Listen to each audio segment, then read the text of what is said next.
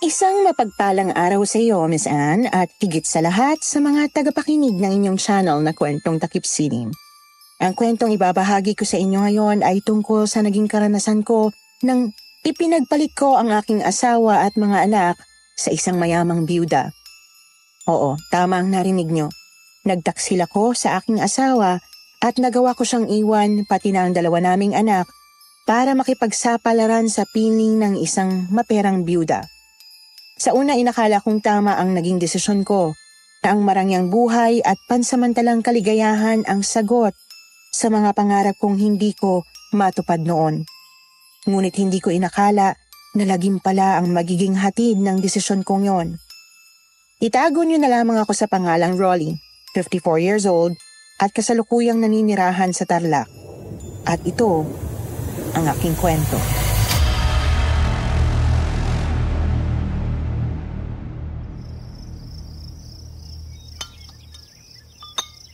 Alam mo babe, bala ko sanang patayuan muna ng bahay ang minana kong lote bago tayo magpakasal. Pero kaunti pa lang naiipon kong pera eh. Problema ba yun? Sabi ko naman sa'yo, may pera ako sa bangko. Pwede natin gamitin yun para sa bahay. Hindi ko naman nahayaan na maghintay ka pa ng matagal para matupad yung pangarap nating dalawa. Pero babe, gusto ko kasi na ako mismo ang magtayo ng bahay. Ayoko sanang magmukhang umaasa lang ako. Babe, kahit kailan, hindi ko inisip yung mga ganyan. Ang mahalaga, magkasama tayo sa lahat ng desisyon at kung paano natin bubuuin ang buhay natin.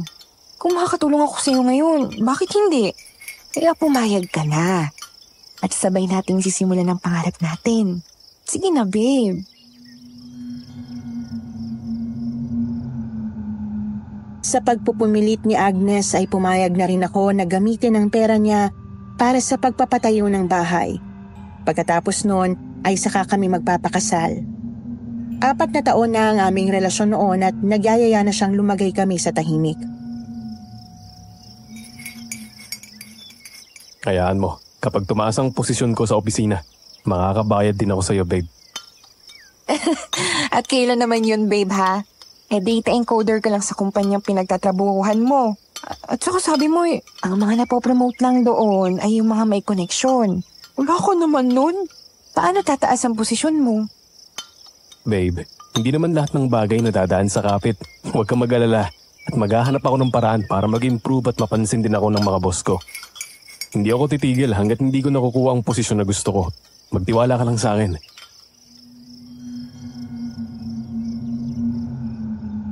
Hindi nagtagal ay naitayo ang aming bahay sa tulong ng pera ni Agnes. Pagkatapos noon ay ikinasal kami. Naging simple ngunit masaya ang aming kasal at nagsimula na kaming magbuo ng pamilya. Matuling lumipas ang mga taon. 6 years old na ang panganay naming anak na si Harold at 3 years old naman ang bunso namin na si Erica. Ngunit sa kabila noon ay wala pa rin akong asenso sa trabaho ko. Isa pa rin akong hamak na data encoder at hindi pa rin napopromote. Isang araw, dumalaw sa bahay namin ang mga kapatid niyang lalaki na sina Chris at Jasper. Si Chris ang panganay sa kanilang magkakapatid at si Jasper naman ang bunso. Matapang at malakas ang karakter ni Chris samantalang tahimik naman at hindi pala salita si Jasper. Ang totoo, kahit mag-asawa na kami ni Agnes ay hindi pa rin ako komportable sa mga kapatid niya. Maagang namatay ang mga magulang nila at ang 2 kapatid na lang ni Agnes ang kasama niya sa buhay pero hindi ako panatag sa presensya nila. Parang may itinatago silang kakaiba na kapag nakikita ko sila ay hindi ko maiwasang kabahan at naninindig ang balahibo ko. Mabuti naman at nakadalaw kayo sa amin dito sa Tarlac, Kuya Chris at Jasper. Miss ko na kayo eh. Kamusta naman sa Leyte? Sana naman hindi kayo nahirapan sa biyahe. Ayos lang naman ang buhay namin doon, Agnes. Medyo mahirap lang kasi malayo ang biyahe mula ron hanggang dito sa inyo. Kaya bihira namin kayo madalaw. Namiss ka rin namin. Gusto lang naming malaman ni Jasper kung okay lang kayo ni Rolly dito. Siyempre hindi kami mapakali. Kailangan namin tiyakin na maganda ang kalagayan mo rito at ang pamangkin namin. Hindi ko naman pinapabayaan ang kapatid nyo. Maayos ang buhay namin dito kaya wala kayong dapat na ipag-alala. Tama ho ang asawa ko. Hindi niya kami pinabayaan, pati na rin ang mga anak namin. Dapat lang, Rolly. Dahil ayaw naming malamang pinapabayaan, niloloko o sinasaktan mo ang nag-iisa naming kapatid na babae, ha? Nang pumanaw ang mga magulang namin, pinangako namin ni Jasper na kami ang magpoprotekta kay Agnes. At hindi rin namin nahahayaan na maloko siya ng kahit na sinong lalaki. Kahit anong mangyari, hindi namin papayagan na magdusa siya sa kamay ng kahit na sino. Walang sino man ang maaaring mang-api sa kapatid namin. Kaya wag na wag mong lolokohin sa ate Agnes kung ayaw mo magkaroon tayo ng problema, Rolly, ha? Sa pagbabantang yon ng mga kapatid niya ay hindi ko na iwasang makaramdam ng kaba. Bigla akong nangilabot, Miss Anne, na hindi ko maipaliwanag. Nang makita ko ang mga mata nila na seryosong nakatitig sa akin, naitungo ko na lang ang ulo ko sa mga oras na yon dahil hindi ko matiis ang kakaibang presensya na meron sila. Maya-maya sumagot ako. Nilakasan ko ang loob ko. Hindi ko lolokohin si Agnes. Hindi ko gagawin yun, I swear. Mahal na mahal ko ang kapatid niyo. Aasahan namin yan. Dahil sa oras na madihado ang kapatid namin, kami ang makakalaban mo. Pagkatapos noon, naging magaan naman ang usapan namin, Miss Anne. Niyaya nila ako na makipag-inuman sa kanila. Hindi ako tumanggi dahil na rin sa pakiksama. Pero hindi talaga mawala-wala ang kaba ko kapag nakikita at kausap ko sila. Parang may kung anong nararamdaman ako na hindi ko matukoy kung ano. Napapansin ko rin ang kakaiba nilang mga tingin sa akin na pakiramdam ko ay parang binabalatan nila ako ng buhay. Ngunit sa kabila ng lahat ng yon, binaliwala ko na lang ito para kay Agnes. 2 araw lang naman ang inilagi nila sa bahay at pagkatapos ay umalis na rin sila at babalik na sa Leyte. Kaya nakahinga na ako ng maayos. Isang araw ay kinausap ko si Agnes. Sinabi ko sa asawa ko na tatanggapin ko na ang pinayo niya sa akin na maging ahente. Alam kong matagal na niyang nais na sumubok ako sa ganong trabaho, ngunit natatakot ako at may alinlangan pa ako noon. Pero napag-isip-isip ko na baka ito na ang pagkakataon na magbago ang takbo ng buhay namin. Lalo na't nagpaparinig pa ang mga kapatid niya na huwag ko siyang pababayaan. Babe. Gusto kong subukan yung sinasabi mo na pag-aahente. Baka lang kapag yun ang trabaho ko, swertein naman ako. Di tulad sa opisina.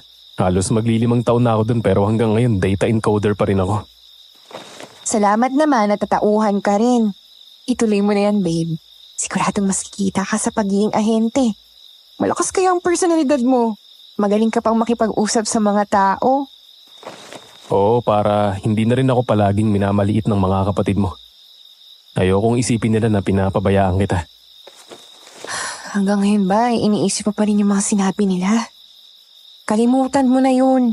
Ganun lang talaga sina Kuya Chris at si Jasper. Protective lang sila sa akin kasi ako lang nag-iisang babae sa aming magkakapatid.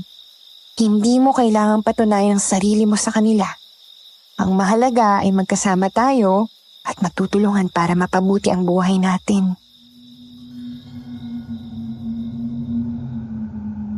At dahil doon, nag-resign ako sa trabaho ko at pinasok ang pag-aahente. Bagamat may mga pangarap akong matagal nang gustong maabot, alam ko na yun na ang tamang pagkakataon.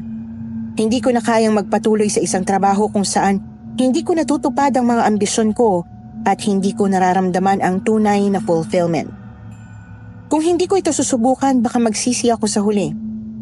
Sa bawat hakbang na tinatahak ko, ito ay para sa aking mag-iina. Kaya wala akong ibang option kundi ang sumubok at magsikap.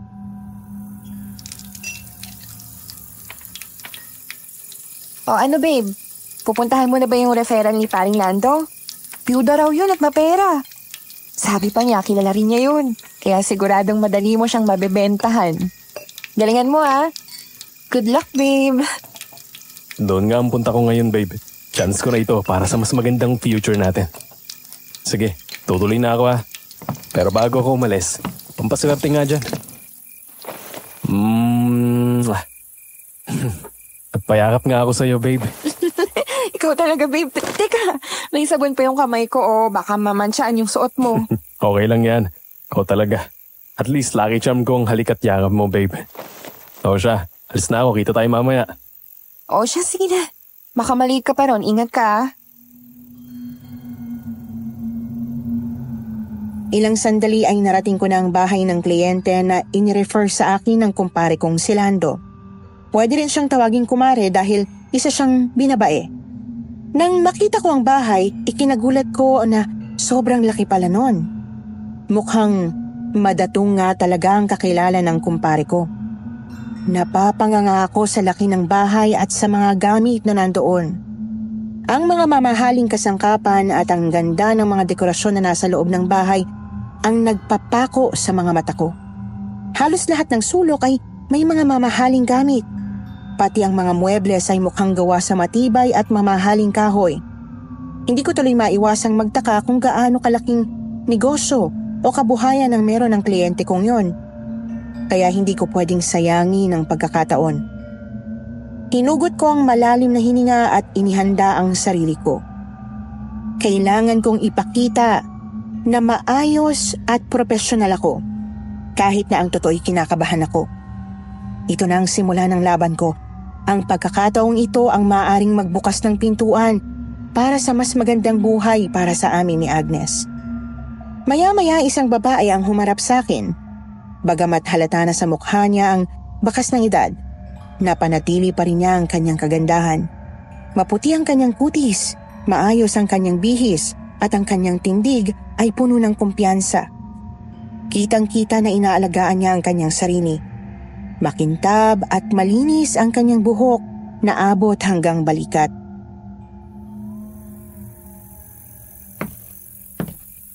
Anong may paglilingkod ko sa iyo, mister? Good morning, ma'am. I'm Rolly Rivero, a sales agent. I have an appointment with Mrs. Ignacio. You must be her daughter. Is your mother home? Ako si Mrs. Julieta Nobles. Tawagin mo na lang akong Juliet. Ako ang kliyenteng ni-refer ni Lando. Plano ko ngang ipasiguro ang bahay, mga sasakyan ko at pati ang sarili ko.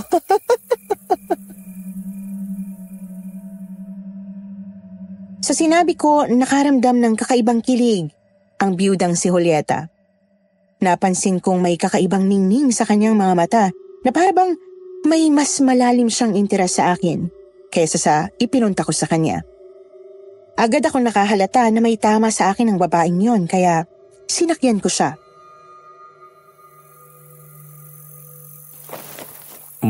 Napakagandang pangalan. Kasing ganda mo, ma'am. Ibig ko pong sabihin, ganito pong gagawin natin. At natuloy nga ang transaksyon ko sa mayamang biyuda. Nang araw ding yon, pumirma ng kontrata si Julieta. Pagkatapos, may hiling pa siya sa akin. Rolly, mari ka bang maimbita? Halimbawa kung lalabas ako, ikaw ang kadate ko. Okay lang ba sa'yo yon, darling? Napakamot ako sa ulo sa sinabi niya. Hindi ko alam kung matutuwa ba ako o mahihiya. Ngumiti na lang ako ng bahagya at sinubukang gawing magaan ang sitwasyon. Iniisip ko kung paano ko siya tatanggihan nang hindi siya masasaktan o kung dapat ko bang samantalahin ang pagkakataong ito upang mapalapit pa sa kanya bilang isang kliyente. Matapos ang ilang saglit ng pag-iisip, napagdesisyonan kong pagbigyan siya dahil naisip ko na wala namang mawawala sa akin. Napilitan akong sumang-ayon sa gusto niya. Wala na kasi akong nagawa. Baka mapurnada pa ang bago kong trabaho.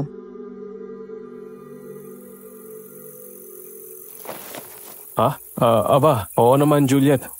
Wala namang problema sa akin yan basta ikaw. Lagi akong available. Sabihin mo lang kung kailan at saan, sasamahan kita. Wow, talaga? Ang sweet mo naman, Rolly. Sige, mag-usap tayo ulit mamaya ha pagkatapos ng meeting natin. Gusto ko kasing planuhin ng maayos para espesyal ang magiging date natin. Ayos lang ba sa'yo, darling? Yes, ma'am. No problem. Tumango na lang ako at pinilit ang sarili kong ngumiti kahit medyo naiilang ako. Pero sa isip ko, Hindi ko na rin matanggihan ang alok niya, lalo na't malaki ang pabor na ibinigay niya sa akin sa pamamagitan ng pagsara ng kontrata. Bahala na, sabi ko sa sarili ko, habang sinusubukan kong huwag ipahalata ang kaba sa dibdib ko. Nang umuwi ako sa bahay ay excited ko sanang ibabalita kay Agnes ang resulta ng una kong pag-aahente, ngunit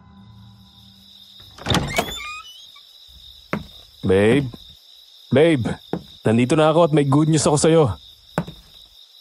Teka, bakit ang dilim sa loob ng bahay?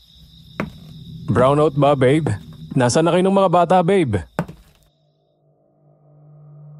pagpasok ko sa bahay nagulat ako sa katahimikan.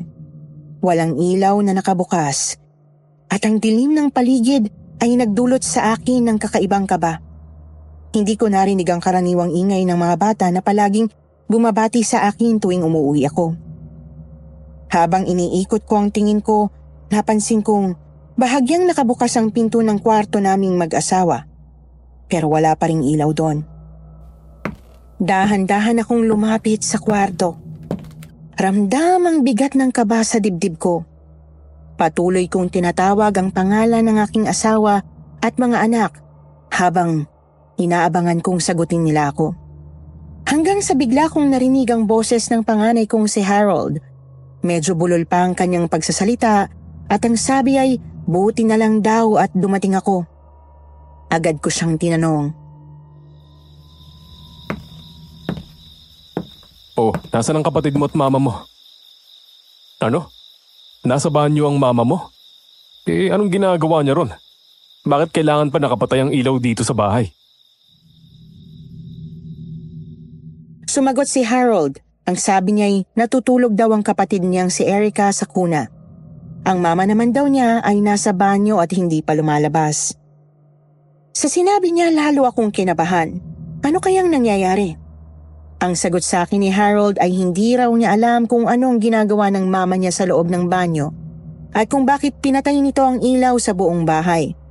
Ang bilin daw sa kanya ng mama niya ay huwag na huwag papasok ng banyo at huwag din lalabas ng kwarto. Isa raw niya ang pinto at ilak ito. Pero nakalimutan daw ni Harold na isara ang pinto ng kwarto.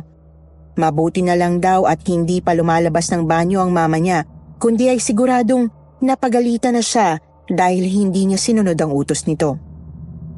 Habang nasa ganun kaming pag-uusap ng aking anak, biglang may nagbukas ng ilaw sa kwarto.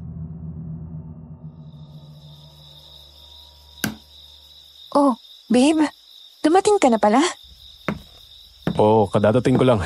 Bakit naman nakapatay pa ang mga ilaw dito sa bahay? Hindi mo raw pinapalabas ng kwarto ang mga bata. Ano bang ginagawa mo sa banyo? Naginis ako ng banyo. Sinabi ko kay Harold na huwag mo nang papasok sa banyo at huwag mo nang lalabas ng kwarto. Dahil, matapang yung chemical na ginamit ko. Baka makasama sa ilong ng mga bata. Bigla akong nakasinghot ng kakaibang amoy. Isang matapang na kemikal na agad nanuot sa ilong ko. Habang pinapakinggan ko ang paliwanag niya, napansin kong may kakaiba sa boses niya. Tila ba may bahid ng pag-aalinlangan? Tinitigan ko siya ng mabuti. Ngunit wala naman akong nakitang kakaiba maliban sa pawis niyang mukha na halatang pagod mula sa paglilinis. Sa kabila nito hindi ko maiwasang makaramdam ng pagkabahala. Pero binaliwala ko rin yun nang muli siyang magsalita. Nawalan kasi ng kuryente kanina kaya nakapatay ang mga ilaw. Inoff ko muna ang switch. Di na ako nakapagsindi ng kandila dahil makamasagi pa yun ni Harold. At pagkasunog pa tayo. Makulit pa naman ang batang yan. Gagamitin ko rin sana yung emergency light kaso wala na rin palang baterya. Paglabas ko ng banyo, nakita ko sa bintana na may ilaw na pala ang mga kapitbahay kaya binuksan ko na ulit ang ilaw. Doon na nga kita nakita na dumating ka na. Ganun ba, babe? Ay, akala ko kasi may nangyari na sa inyo eh. Kinabahan tuloy ako. Pasensya na babe ha. Kung pinag-alala kita. Pero, teka, kumain ka na ba? Sandali, ipaghahain muna kita. Gusto mo? Mabuti pa nga, babe. Dahil nagugutom na ako. Nga pala, may maganda akong balita sa'yo. Ano yun? Huwag mo sabihin Nako darling, yung 1 taong sweldo ko sa dati kong opisina, kuha ko agad sa 1 deal lang. Totoo, babe? Napapahig mo yung byuda na inirekomenda sa'yo ni paring Lando? Congrats talaga, babe. Sabi sa'yo eh. Teka, sino ba yung byuda na yun? Maganda ba yung mukha nun? Oo, maganda siya. Pero wala pa rin tatalo sa kagandahan mo, babe.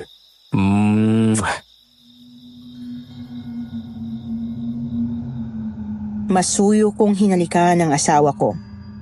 Sinabi ko na lamang sa kanya yon para hindi siya makaramdam ng selos. Buong gabi, hindi mawala sa isip ko ang swerteng dumating sa akin. Pakiramdam ko'y nanalo ako sa loto ng maging matagumpay ang una kong pag-aahente. Ilang araw matapos ang pirmahan ng kontrata, tinawagan ako ni Julieta para magkita kami. Sa unang pagsama ko sa kanya, nakaramdam ako ng pagkalula nang dalhin niya ako sa isang kasino. Sa isip ko, ano bang ginagawa ko sa lugar na yon? Pero hindi ko na rin nagawang umatras, lalo na't kitang-kita ko ang tuwa sa mukha ni Julieta. Parang bata siyang sabik na sabik sa bawat hakbang papasok sa kasino. Rolly, darling, relax ka lang. First time mo, ano? Don't worry, akong bahala sa'yo. Gusto ko lang ma-experience mo ang ganito kahit minsan. Ngumiti lang ako at tumango. Kahit sa loob-loob ko, ay hindi ko alam kung saan hahantong ang pagpunta namin doon. Pagpasok namin sa kasino, agad kaming sinalubong ng isang matandang babae. Sa harap ni Julieta, sinabi nito na isasangla nito ang kwintas nito sa halagang 100,000 pesos dahil natatalo na ito sa sugal. Oh, sure, Mare. Ikakaltas ko na agad ang interes, ha? Doon ko tuluyang napagtanto ang tunay na pagkatao ng mayamang biyuda na si Julieta. Tusong-tuso pala sa pera si Julieta. Hindi siya basta-basta nagpapahiram ng walang kapalit. Lumipas ang mga araw at mas lalo kaming naging malapit sa isa't isa. Palagi niya akong isinasama sa kasino, kung saan lagi akong pinagkakalooban ng kung ano-anong regalo. Mamahaling relo, branded na sapatos at kung minsan ay malaking halaga ng pera. Hindi ko napigilan ang sarili ko, Miss Anne. Unti-unti akong naakit sa kanya. Hindi lang dahil sa kagandahan niya kahit may edad na, kundi dahil na rin sa pagkagalante at atensyong ibinibigay niya sa akin. Isang gabi, hindi ko na napigilan ang tuksong dala ng sitwasyon at may nangyari sa amin. Ilang beses ko siyang inihatid sa langit, kapalit ng mga material na bagay na ibinibigay niya sa akin, hanggang sa nagkaroon na kami ng lihim na relasyon na nagbago ng takbo ng buhay ko. Unang kita ko pa lang sa'yo, Rolly, natiyak ko na agad na ikaw na ang lalaking matagal ko nang hinihintay. Wala akong pakialam kung may asawa ka na, basta akin ka na kapag kailangan kita. Oh, Juliet, bakit ganito? Bakit ang hirap pigilan ng nararamdaman ko? Alam kong mali pero sa bawat halik mo, parang nawawala lahat ng kaba ko.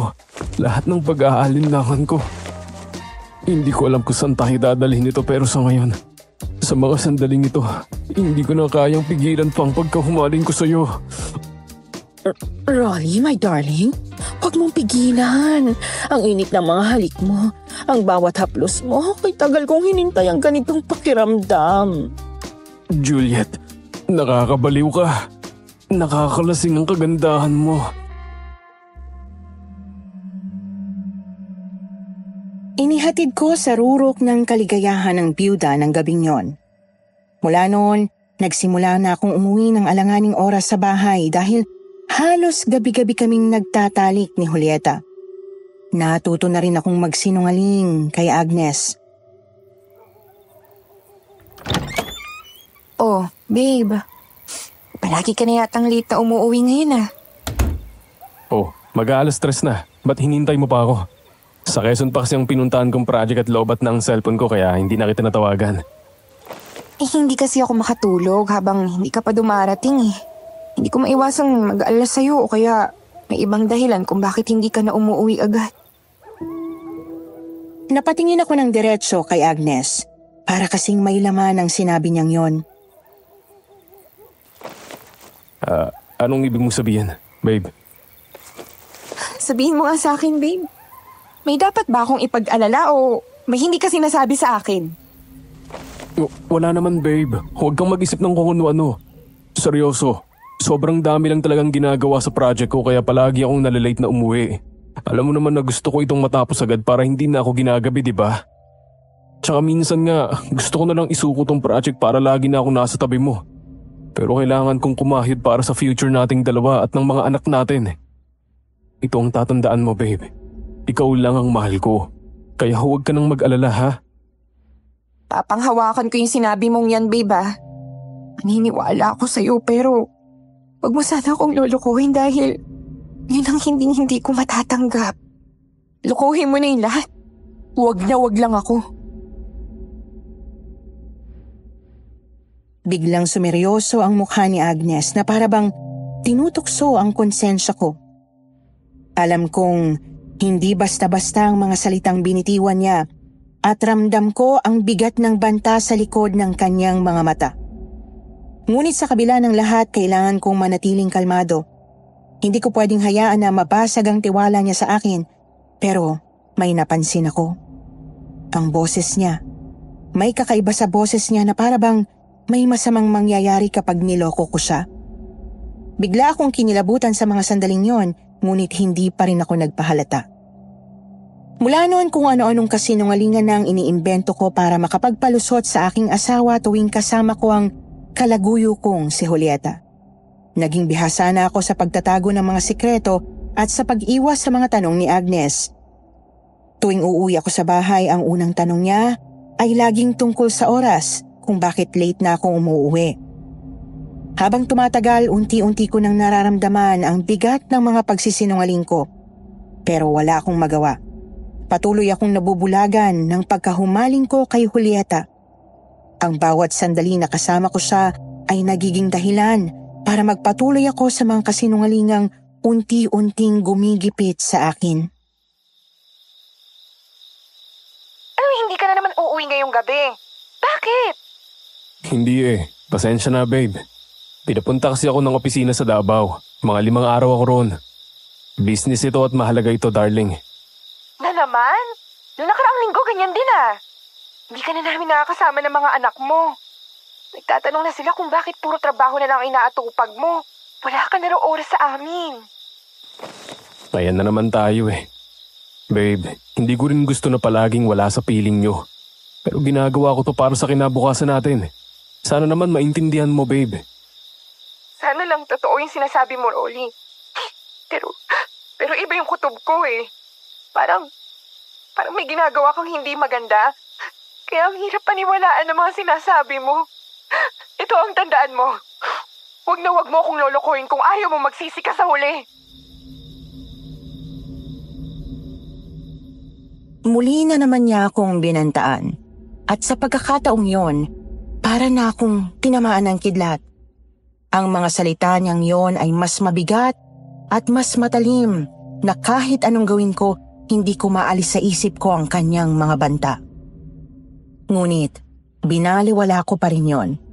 Dahil mas pa-excite ng pa-excite ang lihim naming relasyon ni Julieta. Bukod sa halos gabi-gabi kaming nagpapakalunod sa kaligayahan sa pamamagitan ng iba't ibang posisyon ng pagtatalik. Natuto rin akong magsugal dahil naimpluwensyahan ako ni Julieta. Wow, panalo na naman ako. Palagi akong buenas kapag katabi kita, Juliet. Tulad ng lagi kong sinasabi, Rolly, maswerte ka talaga kapag kasama mo ko. Ako talagang lucky charm mo eh. Dapat palagi mo akong katabi kapag naglalaro ka para tsak na palagi kang panalo. Maya-maya ay tumindig sandali si Julieta nang matanaw ang bagong dating sa kasino. Ang kaibigan niyang si Lando na kumpare ko rin. Wala akong kaalam-alam na napatingin pala si Lando sa kinauupuan ko. Hindi niya naiwasang magtaka. Teka, si paring Rolly yun ah. Nagsusugal pala siya rito. Anong kaya to ni Maring Agnes? Nang biglang binasag ni Julieta ang iniisip ni paring Lando, kaya dali-daling niya itong nilapitan. Hoy, Lando! Ano ba? Natulala ka na riyan. Bakit ba ganyan ka makatingin sa boyfriend ko, ha? Ano? Boyfriend mo si kumpare? Oo, boyfriend ko ng kumpare mo. Shh! Huwag ka maingay, ha? Lando, dahil secret lang ang relasyon naming dalawa. Pero Mare, may asawang tao si kumpare. At kumare ko rin ang misis niyang si Agnes. Bakit ba naman sa dinami-rami ng lalaki? Si paring Rolly pa na pamilyado na ang kinakalantari mo. Hoy, bakla, hindi mo na kailangan pa magtaka. Kilala mo naman ako, di ba? Kung may gusto akong makuha, gagawin kong lahat para makuha lang yon. Kung may gusto akong gawin, wala akong pakialam kung sino maaapektuhan. Hindi ko na kayang kontrolin yung nararamdaman ko kay Rolly at kung ano man ang nangyayari sa pagitan namin. Wala akong pakialam kung anong sasabihin ng iba. At kung sasabihin mo sa akin na layuan ko si Rolly, hindi ko gagawin yan dahil nag-e-enjoy pa ako sa kanya. Napansin ko na lang na naglalakad na si paring Lando palabas ng kasino. Hahabulin ko sana siya ngunit tinawag ako ni Julieta. Tinanong ko sa kanya kung bakit nagpunta roon si paring Lando pero ang sabi lang niya sa akin ay dumalaw lang ito doon. Nakita raw ako nito pero hindi na raw ako tinawag dahil abala daw ako sa paglalaro. Ako naman si tanga, naniwala naman sa sinabi niya. Ngunit hindi ko inasahan na pupuntahan pala ni paring Lando ang asawa ko. Baka nagkakamali ka lang, pare. Nasa Davao ang asawa ko, abala yun sa trabaho. Hindi ako maaari magkamali. Siya talaga nakita ko. Nagmamalasakit ako sa iyo, Agnes. Kaya agad ko sinabi sa iyo yung natuklasan ko. Nagsisisi nga ako kung bakit nirefer ko pa sa kanya si Julieta. Hindi sana sila nagkaroon ng relasyon. Diyos ko, kaya pala lagi siyang late kung umuwi sa bahay. At palagi niyang sinasabi na may project siya sa malalayong lugar. Yung pala may kabit na siya. Anong nagawa kong kasalanan kay Rolly? Para gawin niya sa akin to. Mari, pasensya na ha. Hindi ko kayang sabihin sa'yo. Kaibigan din kita. Kaya gusto kong malaman mo ang totoo. Kaya nang umuwi ako sa bahay pagkalipas ng ilang araw, agad akong hinarap ni Agnes. Kitang-kita ko ang nanlilisik niyang mga mata dahil sa sobrang galit. Nilapitan niya ako at sinampal ng ubod ng lakas. Bumalik ka ba? Tuksil kang lalaki! Teka, bakit mo ako sinampal? Anong kasalanan ko, babe? Alam ko na yung lahat, Rolly. Bakit mo ginawa sa akin to? Bakit mo ako niloko?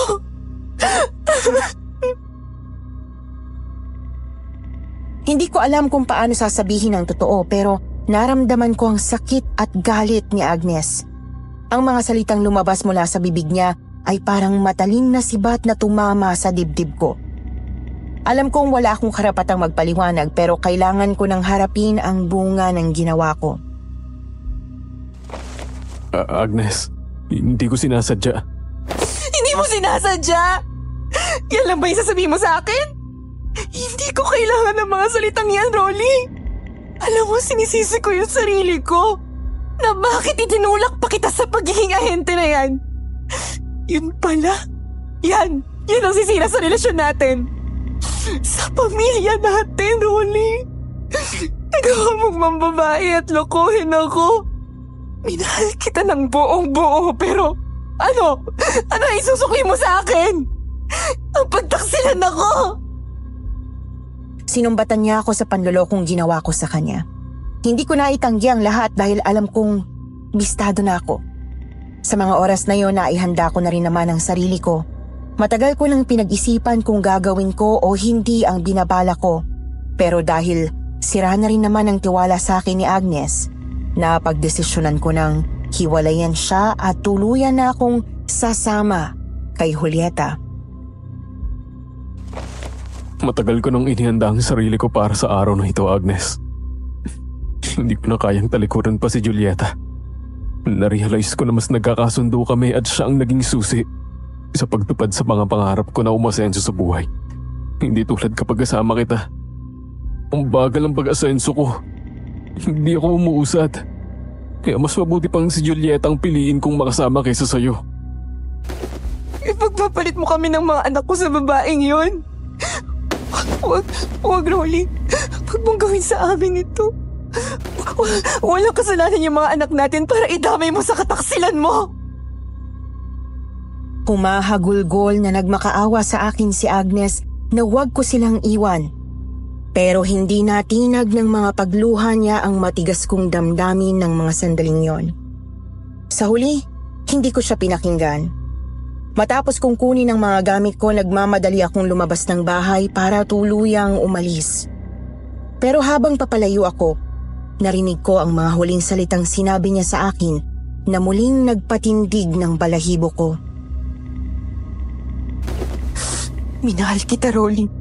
Pero sinayang mo lang yung pagmamahal ko sa'yo. Pagsisisihan mo yung ginawa mong panaloko sa akin. Pagsisisihan yung dalawa ng kabit mo.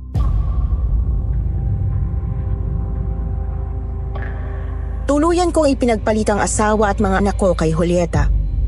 Isang desisyong hindi ko lubos na naisip ang magiging epekto. Isang gabi, habang abala ako sa panonood ng TV, bigla kong napansin si Julieta na bihis na bihis. Nakasuot siya ng fitted dress na halos nagpapakita ng bawat kurba ng kanyang katawan. Nakasuot din siya ng kulay pulang sapatos na may mataas na takong. Pusturang-pustura rin ang mukha niya. Sa malaking bahay na niya kasi ako nakatira mula nang siya ang pinili kong samahan. Sa nakita ko, napakunot ang noo ko at agad na binitiwan ang remote. Saan ka pupunta? Sa kasino na naman ba? Sasama na rin ako para makapaglaro man lang ng konti. Ay, hindi ako sa kasino pupunta, Rolly. May ibang lakad ako. Saan ka naman pupunta ng ganyan ang bihis mo? May nakilala kasi akong mga gwapong lalaki sa kasino nung nakaraang gabi. Niyaya nila ako sa inuman. Sino ba naman ako para tumanggi, hindi ba? Ano? Sino-sinong mga damuhong yun? Hindi mo sila kilala at hindi ko rin sila kilala. Pero alam mo, napakagugwapo nila, mga moreno at saka matitipuno ang katawan. Yun ang tipo ko sa lalaki, hindi ba? Kaya nga natipuhan kita noon. Gusto ko namang tumikim ng ibang putahe. Nauumay na kasi ako sa iyo eh. Ha? Anong kalokohan to, Julieta? Akala ko ba ako lang? Bakit nagagawa mo pa rin pumatol sa ibang lalaki at sumasama ka pa sa kung saan-saan? Wala kang karapatan na pagsalitaan ako ng ganyan, Rolly, ha? Palamunin lang kita. Gagawin ko kung anong gusto ko at huwag kang makikialam kung ayaw mong palayasin kita sa bahay ko at ibalik sa asawa mo. Wala akong nagawa. Umalis din si Julieta ng gabing yon. Bala ko sana siyang sundan, ngunit hindi ko nalang ginawa dahil baka mas lalo lang siyang magalit sa akin. Sa sitwasyon ko, hindi ko gugustuhin magalit sa akin si Julieta dahil mapera siya at makapangyarihan. Baka kung anong gawin niya sa akin, baka totohanin niya na palayasin ako sa bahay niya at ibalik ako sa asawa ko. Nasanay na ako sa marangyang buhay na kasama siya kaya hindi ko nagugustuhin bumalik pa sa hirap. Sa pagkakataong yon, susundin ko na lang ang lahat ng gusto niya para hindi ako ibalik sa kangkungan. Habang hinihintay ko ang pag-uwi ni Julieta, hindi ko namalayan na nakatulog na pala ako sa sofa. Pero bigla akong naalimpungatan nang may marinig akong kumakaluskos sa kusina. Napabalik ako ng bangon mula sa sofa at kumabog ang dibdib ko nang marinig ko ang hindi pang karaniwang tunog na yon na nagmumula sa kusina. Ano yun? Juliet, ikaw ba yan? Ngunit walang sumagot sa tanong ko. Ang tanging naririnig ko lang ay ang mahina at patigil-tigil na kaluskos. Parang may hinahalungkat sa mga gamit na naroon. Naalala ko na nag-day off ang mga kasambahay niya at kaming dalawa lang sa bahay kaya hindi ko naiwasang kabahan dahil baka nilooban na kami. Dahan-dahan akong naglakad papunta sa kusina. Habang papalapit ako, tila lumalakas ang tunog. Maya-maya ay nanlaki ang mga mata ko dahil sa dilim ay may nakita kong anino ng kung sino o ano na gumagalaw. Diyos ko, ano yun? Sa sandaling yon nang ilabot ako. Pakiramdam ko hindi tao ang nasa loob ng kusina dahil may narinig din akong mahinang ungol na parang sa isang hayop. Hindi ko alam kung bakit pero bigla akong napaatras. Hawak-hawak ang dibdib ko na mas lumakas ang pagkabog. Narinig ko na lumalakas ang ungol at ang bawat kaluskos ay tila kuryenteng gumagapang sa buong katawan ko. Sa puntong yon, tumigil ako sa paghinga. Nanginginig na ang kamay ko habang pilit kong inaabot ang ilaw sa kusina. Ngunit bago ko pa man maabot ang switch, isang malamig na hangin ang biglang dumaan sa likod ko na parang may humihinga ng malalim sa batok ko. Napapikit ako sa takot at halos hindi ko na magawang lingunin kung ano yon. Pakiramdam ko may nakatingin sa akin. Malapit. Sobrang lapit na para bang kanina pa niya ako pinagmamasdan. Nasa ganon akong akto nang may marinig akong nagbukas ng pinto sa sala. Nagmamadali akong pumunta ron para silipin kung bumalik na si Julieta. Pero nakita ko lang na nakabukas ang pinto. Nang lumapit ako ron, halos atakihin ako sa puso nang makita ang isang nilalang na tumatakbo palayo sa bahay. Hindi ko masyadong nakita ang kabuuan ng itsura niya pero alam kong hindi yun tao at hindi rin hayop. Maitim ang balat ng buong katawan ng nilalang na yon at mabilis itong kumilos kaya madali rin itong nawala sa dilim. Ano kaya yun? Di kaya aswang yun? Pinasok yata ng aswang ang bahay ni Julieta. Hindi ko alam kung anong klase ng nilalang ang nakita ko pero ang takot na nararamdaman ko ay parang lumusot sa buong katawan ko mula ulo hanggang paa. Hanggang sa mga sandaling yon hindi ko pa rin kayang ipaliwanag kung ano ang nangyari. At ang tanging naiisip ko lang ay kung anong klaseng panganib ang maaaring dumating sa amin ni Julieta sa pagsulpot ng kakaibang nilalang na yon. Buong magdamag akong hindi nakatulog. Nangangamba ko na baka bumalik ang nakapasok na nilalang sa loob ng bahay ni Julieta. Noon ko lang naalala na tawagan siya dahil magbubukang liwayway na at hindi pa rin siya nakakabalik. Sinubukan ko ulit na tawagan si Julieta ngunit hindi pa rin siya sumasagot. Sobra na talaga ako nag-aalala kaya nagdesisyon ako na pumunta sa kasino para magtanong sa mga staff na naroon. Kilala si Julieta roon kaya baka may maibigay silang impormasyon. Pagdating ko sa kasino ay nilapitan ko ang isang staff.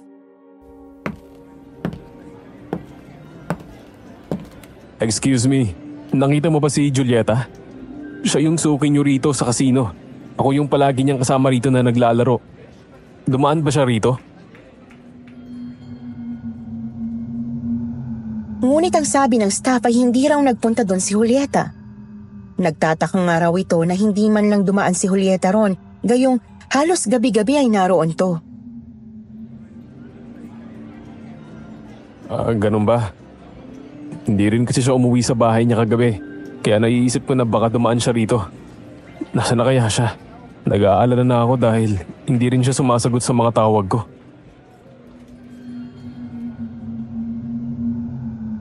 Dahil wala rin akong napala sa pagpunta sa kasino, agad akong bumalik sa bahay niya. Nagbabakasakaling naroon na siya. Ramdam ko ang kaba habang naglalakad. Iniisip ko pa rin ang kakaibang nilalang na nakita ko noong nagdaang gabi. Nilakasan ko na lang ang loob ko ngunit pagdating ko sa bahay, wala pa rin si Julieta. Napabuntong hininga ko at naisipang tawagan si paring Lando. Baka sakaling may nalalaman siya kung saan nagpunta si Julieta. Agad kong kinuha ang cellphone ko at tinawagan siya. umaasang may sagot na sa misteryong bumabalot sa pagkawala ni Julieta.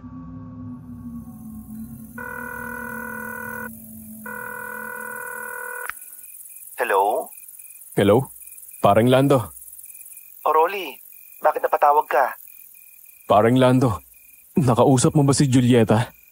Hindi pa rin kasi siya bumabalik sa bahay. At wala naman akong ibang matawagan na kaibigan niya.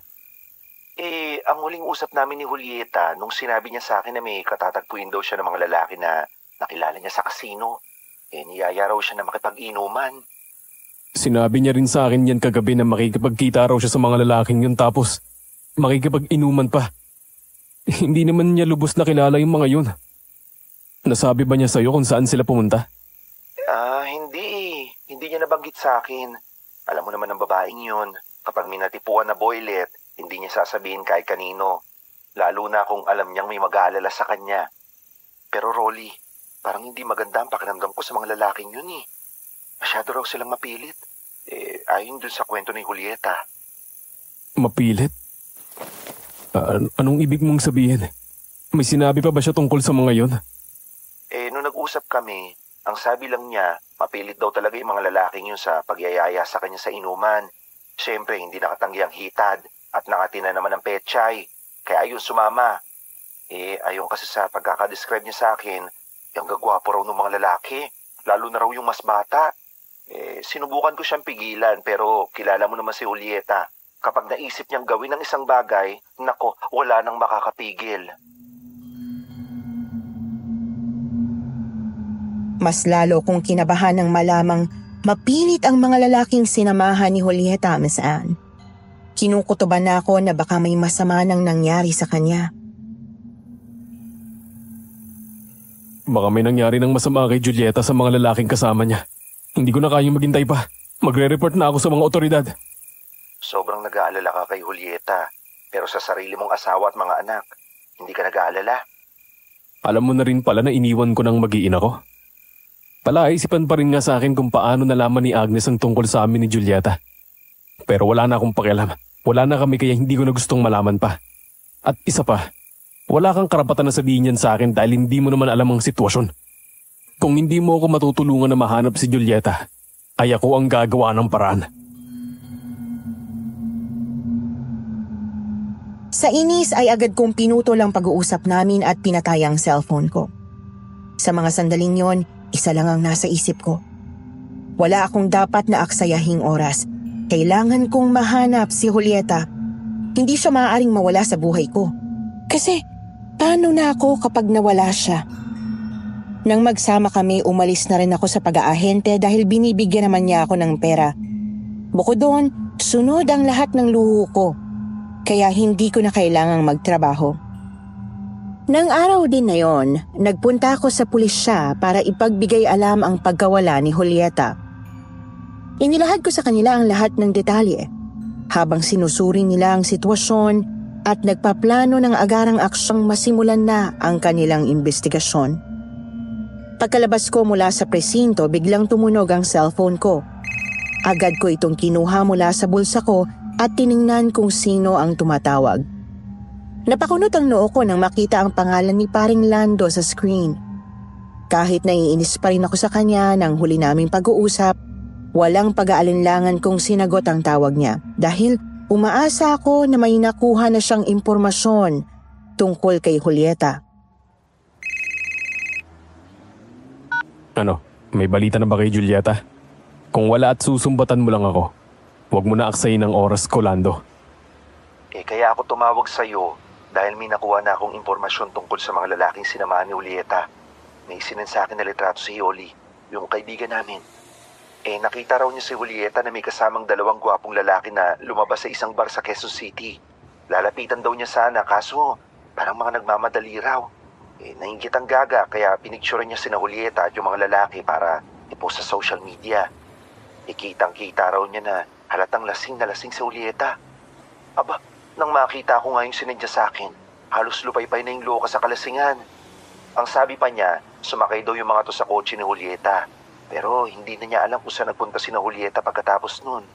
Ano? Gusto kong makita yung litrato. Isan mo sa akin ngayon din. Ilang segundo lang ay nag-vibrate ang cellphone ko. Agad kong binuksan ang litrato at nanlaki ang mga mata ko sa nakita ko. Kilalang kilala ko ang mga lalaking kasama ni Julieta. Teka, kilala kong mga yan. Si Chris at si Jasper yan ha. Mga kapatid ni Agnes. Sila ang sinamahan ni Julieta? Ano? Talaga? Mga kapatid ni Agnes yung dalawang ombre na yun? Paano nila nakilala si Julieta? Hindi ko rin alam eh. Ang alam ko, nasa Leyte ang mga yan. Anong ginagawa nila rito sa Tarlac? Bakit kasama nila si Julieta? Sobrang pagtataka ko sa natuklasan ko. Hindi ko maintindihan kung paano nagkakilala si Julieta at ang mga kapatid ng asawa kong si Agnes. Dahil sa nadiskubre ko, sinubukan kong tawagan si Agnes upang magtanong, ngunit hindi siya sumasagot. Dahil doon, nagpa siya akong personal na puntahan si Agnes sa bahay namin. Agnes, buksan mo ang pinto. Mag-usap tayo. May importante akong sasabihin sa'yo, Agnes. Paulit-ulit akong kumatok sa pinto pero walang nagbukas. Sa tingin ko walang tao ron. Mukhang wala na rito si Agnes pati mga bata. Hindi ito maaari. Kailangan ko siyang makausap. Muli kong tinawagan si Agnes ngunit hindi pa rin siya sumasagot. Sa bawat minutong lumilipas lalong nadaragdagan ng pagkabahala at pagkalito ko sa mga nangyayari. Anong kinalaman ni Julieta sa mga kapatid ni Agnes at nasaan na nga ba si Julieta? Lumalalim ang misteryo sa pagkawala niya kaya kailangan ko nang malaman ang katotohanan. Dahil wala akong napala sa pagpunta ron, bumalik na lamang ako sa bahay ni Julieta. Umaasa akong baka naroon na siya. Pagdating ko, agad kong hinanap ang mga kasambahay. Napakamot na lang ako sa ulo sa sobrang inis at kaba. Hindi ako mapalagay. Hindi ko kayang hayaang magtagal ang pagkawala ni Julieta. Desidido akong gawin ang lahat para mahanap siya. Kailangan ko silang makausap. Si Chris at si Jasper. Pero paano? Hindi ko lang ang contact number nila. Saan ko kaya sila hahanapin? Napailing ako sa sarili. Hindi naman kasi kami magkasundo ng mga kapatid ni Agnes kaya kahit kailan, hindi ko naisip na alamin ang numero nila. Ngunit ngayon, tila wala akong ibang pagpipilian. Kinagabihan habang nanonood ako ng TV sa sala, biglang tumunog ang doorbell.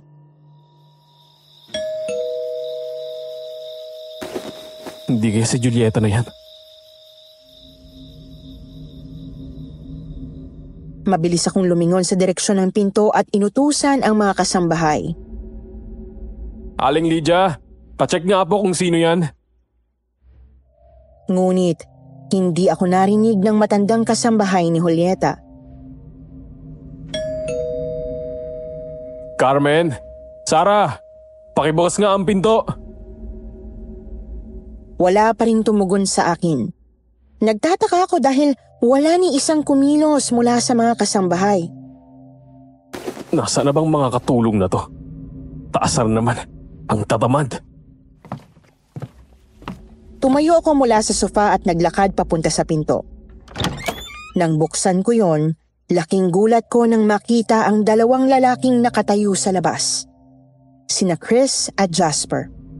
Mga kapatid ni Agnes. Pareho silang nakangisi sa akin. Isang ngisi na tila may ibig sabihin. Anong ginagawa niyo rito? Paano niyo nalaman ang lugar na to? Nasaan si Julieta? Anong ginawa niyo sa kanya? Magandang gabi sa iyo, Bayaw. Isa-isa lang naman ang mga tanong. Relax ka lang. Hindi mo ba kami papapasukin sa bahay niya? Hindi ko maintindihan pero bigla akong kinilabutan sa presensya nilang dalawa mesaan. Para bang may kakaiba sa pagdating nila pero pinilit kong baliwalain yon. Kahit labag sa loob ko, pinapasok ko sila sa bahay ni Julieta. Pagpasok nila, walang paalam na umupo agad sila sa sofa na parang sila ang may-ari ng bahay.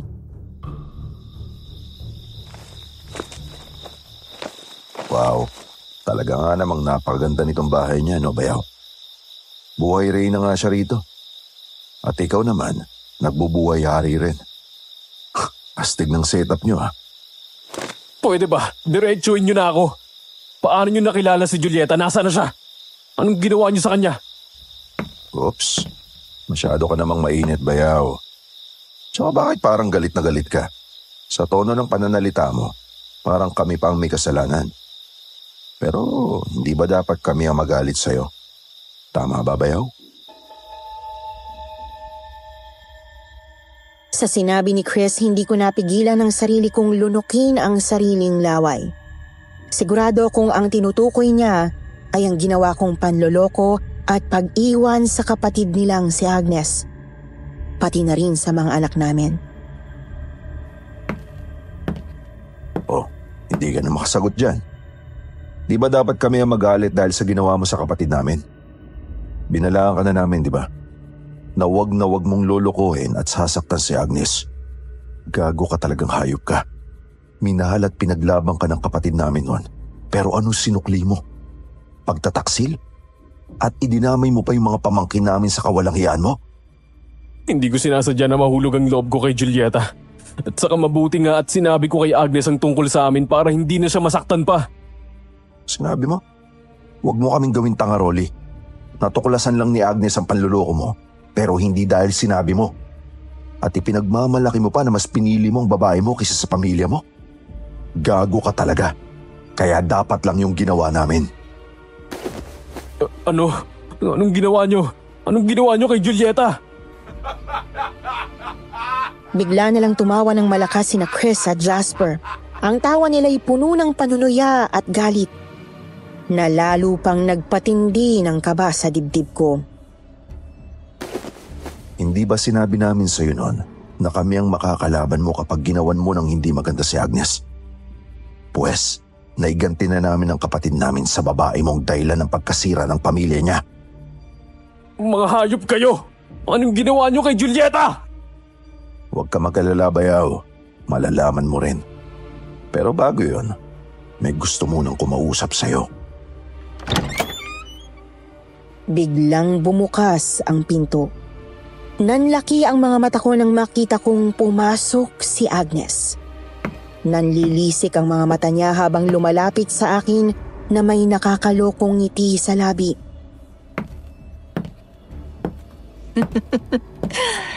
Kamusta ka na, mahal kong asawa? Namiss mo ba ako? Agnes, may kinalaman ka rin ba sa pagkawala ni Julieta? Hindi niya ako sinagot. Sa halip, tinawanan niya ako. Isang tawa na malamig at puno ng panunuya. Na tila ba pinaglalaroan ng takot at kabang nararamdaman ko. Talagang wala ka na bang ibang iniisip kundi yung kabit mo, no? Bakit? Ano bang pinakain sa'yo ng babaeng yun at ipinagpalit mo ko sa kanya? Mas maganda ako sa kanya. Mas bata akong di hamak sa kanya. Pero anong ginawa mo? Nagawa mo pa rin. Iniwan mo nga kami ng mga anak mo para lang sa kanya. Mas magaling ba siya sa akin sa kama, Rolly? Sabihin mo sa akin, Rolly. Sabihin mo! Talang yun sa nagustuhan ko sa kanya. Aminado ako na mas magaling talaga siya sa kama. Wala kang binatbat sa kanya. Pero hindi yun ang pinakadahilan kung bakit mas gusto ko si Julieta. Yun ay dahil mas may mararating ako sa kanya kaysa sa'yo. Tingnan mo, mula nung dito ako tumira, sinuswerte ako at hindi ko na kailangan magtrabaho pa. Lahat ng pangangailangan ko'y binibigay niya sa akin. Kaya't ano pa ba ang hahanapin ko? Sa sinabi kong yun, mas nanlisik ang mga mata ni Agnes. Ang ngiti sa labi niya ay napalitan ng galit, kasabay ng panginginig ng kanyang mga kamao. Pati na ang mga kapatid niya ay mas lalong tumindi ang galit sa akin. Tangina kang hayop ka. Shh, tama na, kuya. Kami na muna ang magtutuos sa dalawa. Kapal talaga ng mukha mo, Rolly, no? Niloko mo na nga ako. Hinamak mo pa ang kakayahan ko bilang asawa mo. Maling-mali na minahal kita at ipinaglaban sa mga kapatid ko. Hindi ka pala karapat dapat mahalin. Dahil sarili mo lang ang iniisip mo. Hindi pala ako dapat makonsensya na inilayo ko sa'yo ang mga anak natin. Dahil wala ka talagang kwenta. Di ba ang sabi ko sa'yo? Pagsisisihan mo kapag niloko mo ko. Kaya naman inuna ko na yung kamit mo. Anong ibig mong sabihin? Biglang may inilabas si Agnes na maliit na supot mula sa bulsa niya at inihagis yon sa harapan ko. Napako ang mga mata ko sa supot na nasa sahig. Biglang bumilis ang tibok ng puso ko. Ramdam ko ang kaba at takot sa kung ano man ang laman ng supot na yon. Buksan mo para malaman mo. Nanginginig ang kamay ko habang pinupulot ang supot na hinagis ni Agnes sa harapan ko. Halos hindi ko maigalaw ang mga daliri ko sa takot, ngunit hindi ko mapigilan ang sarili ko na buksan yon.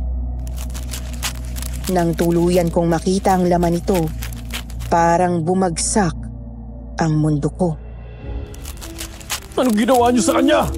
Ano? Halos bumaliktad ang sikmura ko. Nakita kong isang putol na daliri ng tao sa loob ng supot. May bahid pa yun ng dugo, sariwa at nakakapanghilakpot. Naramdaman din ang kabit mo ang sakit na pinaramdam niyo kay Agnes. Kaya kami, mission accomplished. Nagngingit-ngit si Agnes habang nakaharap sa akin. Ang mga mata niya'y naglilihab sa galit. Kitang-kita ko rin ang mabagsik ng ngiti ng aking asawa. Alam mo, Rolly, plinano ko lahat ng to.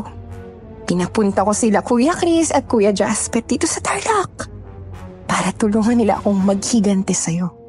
At lalong-lalo na sa kabit mo. Alam mo ba kung paano ko nalaman ang tungkol kay Julieta? Paano, Agnes? Anong ginawa mo? Eh di sa kumpare nating si Lando. Siya ang nagsabi sa akin ng tungkol sa inyong dalawa. At sa kanya ko rin nalaman na napakahilig sa lalaki ang maperang byuda mo. Kaya ginamit ko ang kagapuhan at kakisigan ng mga kapatid ko para mahulog sa kanila ang gagang yun. Nilandi nila si Julieta, inakit at sinama sa inuman.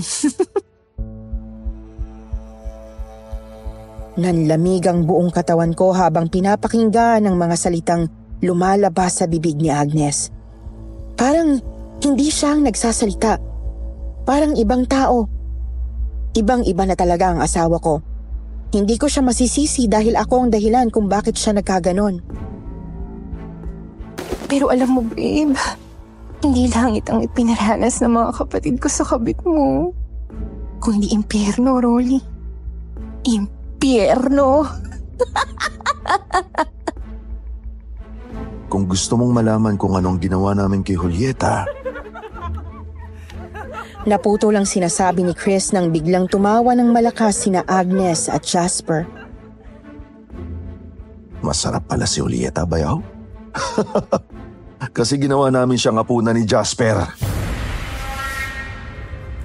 Sabay-sabay na nagtawanan sina Agnes, Chris at Jasper. Sa kanilang pagtawa, unti-unti ring nagbago ang mga anyo nila. Nangitim ang kanilang balat, humaba ang mga kuko at lumabas ang matatalas na pangil. Silang tatlo ay naging mga aswang. Nangilabot ako at napagtanto ko na ang aswang na nakita ko noong nagdaang gabi ay isa sa kanilang magkakapatid. Mga aswang pala kayo. Mga kampon kayo ng dyablo. Oo na, mahal kong asawa. Mga aswang kaming magkakapatid. Nagmula kami sa lahi ng mga aswang. Kaya nung umuwi ka sa bahay, naaabutan mo na hindi ko kasama ang mga bata at nagkukulong sa banyo. Ginagawa ko talaga yon kapag sumasapit ang gabi. Dahil ayoko masaktan ka at ang mga anak natin. Pinipigilan ko lang sarili ko na huwag makapanakit. Pero ako palang masasaktan dahil sa'yo. Dahil pinagtaksilan mo ako. Hindi kita mapapatawad kapag may ginawa kang masama sa mga anak ko! Pero naisip mo ba yan nung iniwan mo kami? Nung iniwan mo sila? Rolly, mula nung iniwan mo kami, pinutol ko na rin ang pagiging ama mo sa kanila. Pero huwag ka mag-alala. Wala naman akong gagawing masama sa mga anak ko. Dahil balang araw ay magiging katulad na namin sila. Sinampal ako ng katotohanan sa sinabing niyo ni Agnes, Miss Anne. Tama naman siya. Pinutol ko ang pagiging ama sa mga anak namin nang piliin kong sumama kay Julieta.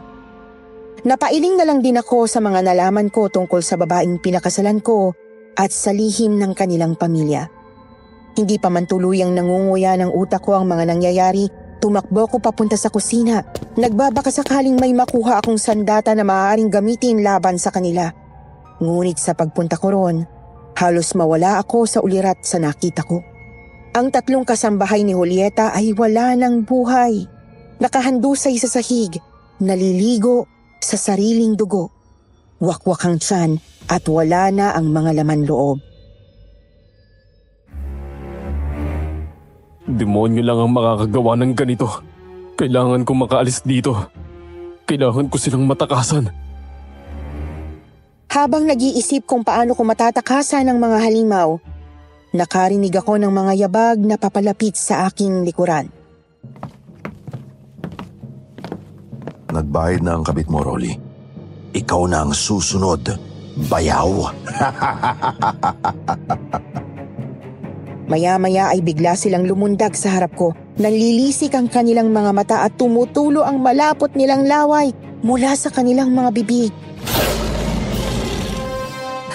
Babe, hindi ka makakatakas sa amin! Pagbabayaran mo ang ginawa mo sa akin tulad ng babae mo! Bago pa man nila ako malapitan, mabilis akong nakakuha ng asin sa kusina at isinaboy ko yon sa 3 aswang. Napasigaw sila sa sakit habang namimilipit sa sahig. Ngunit mabilis na nakabawi ang mga aswang. Sa isang iglap, dinambakan ako ni Agnes at kinagat niya ako sa kaliwang braso. Sa tindi ng pagkakakagat niya, nawakwak ang braso ko na naging dahilan upang maputol ito. Ang naputol na bahagi ng braso ko ay walang habas na kinain ni Agnes. Walang yaka, Agnes! Kahit halos mangisay na ako sa sobrang sakit, ginamit ko pa rin ang isa ko pang braso upang sabuyan ulit ng asin ng mga aswang. Napaurong ang 3 at muli silang namilipit sa sakit. At doon ko na sinamantala ang pagkakataon upang tumakbo palabas ng bahay. Habang nagtatatakbo ko sa kalsada, naisip kong humingi ng tulong. Mabuti na lang at malapit sa bahay ni Julieta ang presinto na pinuntahan ko para mag-report ng pagkawala niya. Pagpasok ko roon, agad akong nakilala ng mga pulis. Tinanong nila kung anong nangyari sa akin nang makita ang duguan kong braso. Mga aswang, sir! Inatake ako ng mga aswang, tulungan niyo ako! Papatayin nila ako! Bagamat nagdududa, sumama pa rin sa akin ang mga pulis pabalik ng bahay ni Julieta. Ngunit sa pagdating namin, wala na roon ang mga aswang. Pati ang mga bangkay ng mga kasambahay sa kusina na pinatay nila ay nawala na rin. Teka, nandito sila kanina. Nandyan ang mga pinatay nilang katulong. Pero bakit nawala?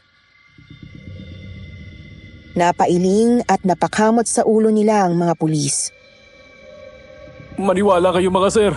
Nandyan sila kanina. Mga aswang ang may kagagawan nito. Tingnan nyo, maraming dugo sa sahig. Muntik na nila akong patayin. Kinain nila yung isa kong braso. Pinatay din nila si Julieta. Kaya hindi na nakabalik si Julieta kasi kinain na siya ng mga aswang. Ipinagtapat ko rin sa kanila na ang mga aswang na tinutukoy ko ay ang aking asawa at ang 2 niyang kapatid. Hindi ako nahiyang aminin na nagtaksil ako sa asawa ko at sumama ako kay Julieta. Dahil gusto ng asawa ko na maghiganti, pinatay niya si Julieta sa tulong ng mga kapatid niya. Ngunit lahat ng sinabi ko'y pinagtawanan lang ng mga pulis. Walang sino man sa kanila ang naniwala sa akin. Dahil sa mga ebidensyang nakuha na nagpatunay na may umatake sa akin sa bahay ni Julieta, inasikaso pa rin ako ng mga pulis. Ngunit para sa kanila, mga tao lang ang nanakit sa akin. Hindi nila kayang tanggapin na aswang ang may kagagawa ng lahat ng ito, lalo na sa pagkawala ni Julieta. Sayang nga, kung may CCTV sana sa bahay ni Julieta, na ipakita ko sana sa kanila na totoo ang sinabi ko tungkol sa pag-atake ng mga aswang. Hanggang ngayon, hindi pa rin nare-resolba ang pagkawala ni Julieta. Kahit anong investigasyon ng mga otoridad, hindi nila nahanap ang katawan ni Julieta, kaya para sa kanila, still missing pa rin siya. Sa isip ko, paano nila mahahanap ang katawan ni Julieta nakain na nga siya ng mga kapatid ng asawa ko. Mula nang mangyari ang kahindik-hindik na karanasan na yon, hindi na ako tinantanan ng kamalasan. Hindi na rin ako nakahanap ng maayos na trabaho dahil sa pagkaputol ng isa kong braso. Ang maliit kong sari-sari store dito sa Tarlac na lamang ang bumubuhay sa akin. Bukod pa sa aking kapansanan, nalaman ko rin na nagkaroon ako ng STD o Sexually Transmitted Disease.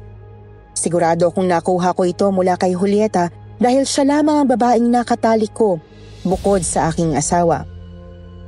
Marahil ito na ang parusa sa akin ng Diyos dahil sa mga kasalanan ko kay Agnes at sa mga anak namin. Mula noon, hindi ko na rin alam kung saan dinala ni Agnes ang dalawa naming anak. Wala na akong balita tungkol sa kanila. Bigla akong naawa sa mga anak ko dahil wala silang kaalam-alam sa buhay na naghihintay sa kanila sa piling ng aswang nilang ina. Sana'y mapili niyo ang aking kwento na maisadula rito sa inyong YouTube channel. Siguradong marami ang magagalit sa akin kapag narinig nila ang kwento ko at tanggap ko yon. Pinagbabayaran ko na ang lahat ng kasalanan ko at mga maling desisyon. Alam kong hindi ko na mababalik ang nakaraan at wala na akong magagawa para maituwid pa yon. Sa ngayon, natutunan ko na sa hirap ng mga pinagdaanan ko na may mga bagay na hindi na natin kayang ayusin at ang tanging magagawa na lang natin ay magpatuloy at magbago para sa ikabubuti ng ating sarili. Muli, maraming salamat Miss Anne sa inyong YouTube channel at sa inyong mga tagapakinig.